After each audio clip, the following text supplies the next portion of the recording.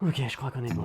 Cher Grain Mover, on arrive au terme de notre défi 30 jours, 30 minutes de squat par jour. Je peux vous dire, ça a jasé dans les chaumières. Donc avant de faire le bilan, on reparle un petit peu de pourquoi je me suis lancé dans ce défi et pourquoi il est intéressant. You know that the squat is a basic resting position for human beings. Why? Because we didn't have chairs until not long ago. But we fucked it up.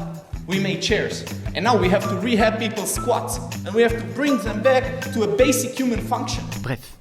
Où est le problème? Quand on est debout, pas de souci. Seulement, on passe souvent trop de temps assis, les genoux à 90, la hanche aussi à 90 et une tendance à se pencher vers l'avant parce qu'on est sur un ordinateur. Pour pallier à ça, première solution, on se met debout. C'est pour ça qu'on encourage les gens à marcher et à ne pas être trop assis. On le rappelle, je l'ai appris il n'y a pas longtemps, mais la sédentarité, c'est plus de 7 heures en position assise ou allongée par jour. Et bien sûr, ça favorise l'apparition de douleurs chroniques au dos, au cervical ou lombaire, liées au manque de mouvement et à la position statique prolongée.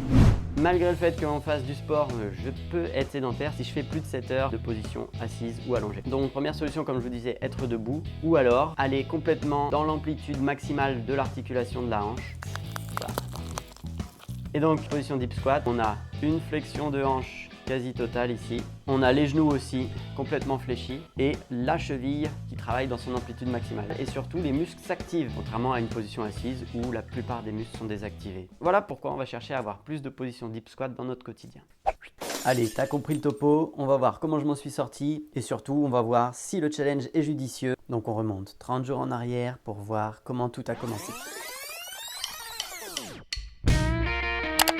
Pour le premier jour, je vais me tester un petit peu en faisant un essai de maximum de maintien de la posture sans aide. On va voir si je tiens 2-3 minutes et on refera le test dans 30 jours, voir comment mon corps s'est adapté à ce que je lui demande sur ce deep squat. C'est parti! Si tu débutes en deep squat, je te conseille de prendre des talonnettes et d'y aller très progressivement. Les 30 minutes par jour, ça risque d'être un peu trop, donc démarre avec 2 minutes, puis augmente au fur et à mesure. Dans ce challenge 30 minutes, on va pas chercher forcément à avoir un dos super droit, on va chercher à avoir une courbure naturelle dans la colonne. Là, ça commence au bout d'1 minute pour moi à chauffer dans les tibiales. Ah, 2 minutes 30. On verra dans 4 semaines comment est-ce que j'ai progressé. Mais là, je vais continuer aujourd'hui avec du deep squat où je vais me tenir tout simplement à mon poids pour avoir mon dos droit et pour ne pas trop crisper dans les muscles. Vu que la position peut être très inconfortable, vous pouvez faire de la mobilisation de colonne en même temps.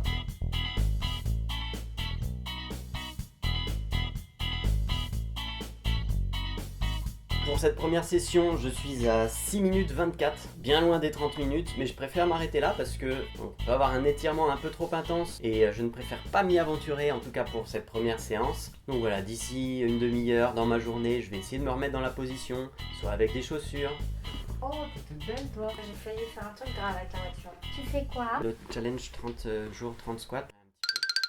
Quand vous restez longtemps dans cette position de deep squat, n'hésitez pas non plus à faire des contre-postures où justement la hanche va être en extension pour éviter que le psoas soit spasmé par exemple. Fin de la première journée, je n'ai fait que 15 minutes et je veux absolument pas me blesser pour le premier jour du challenge, donc c'est un échec. Oh zut! Mais je me préserve.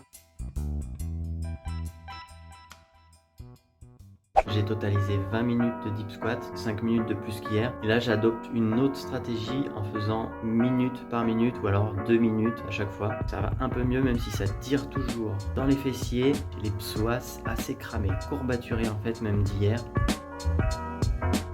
J'ai diminué un petit peu le temps que je passais en deep squat parce que j'ai des petites gênes dans les genoux et j'ai vraiment pas envie de me blesser, donc j'y vais progressivement, quitte à me prendre peut-être dans les prochains jours, un jour ou deux de 0 deep squat. D'ailleurs, ce qui me limite, c'est une douleur au genou qui s'apparente à du Osgood-Schlatter, une maladie qui touche le tendon rotulien au-dessus du tibia et qui est assez douloureux lorsqu'on va fléchir le genou trop fortement. Jour numéro 13, il y a de l'amélioration puisque j'arrive à faire les 20 minutes de squat sans douleur au genou. J'ai fait vraiment aussi 2-3 jours de presque pause puisque j'ai fait entre 5 et 10 minutes de squat. Jour 16 et je réalise que c'est un peu en fait comme le mythe de Sisyphe. Puisqu'hier j'ai fait mes 30 minutes d'affilée, j'en étais tout content. Et aujourd'hui, il faut repartir en bas de la montagne pour cumuler les 30 minutes. J'ai mon rocher que je monte en haut de cette montagne tous les jours. Mais encore une fois, j'oublie pas que le chemin est plus important que la destination. Donc je continue et ici je suis plutôt bien.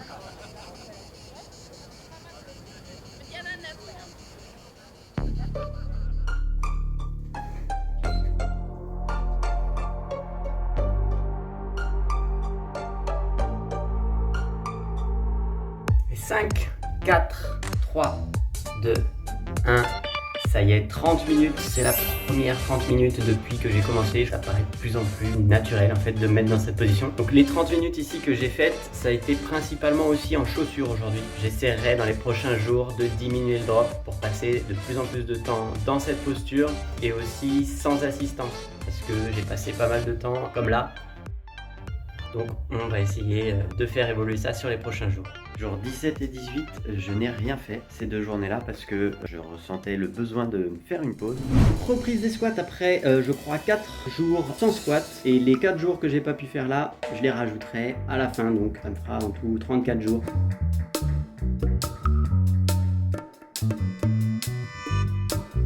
Chers Grain Mover, on arrive au terme de notre défi 30 jours, 30 minutes de squat par jour. À la lecture des résultats, vous avez vu que j'ai pas été régulier puisque je n'ai pas fait mes 30 minutes de deep squat par jour.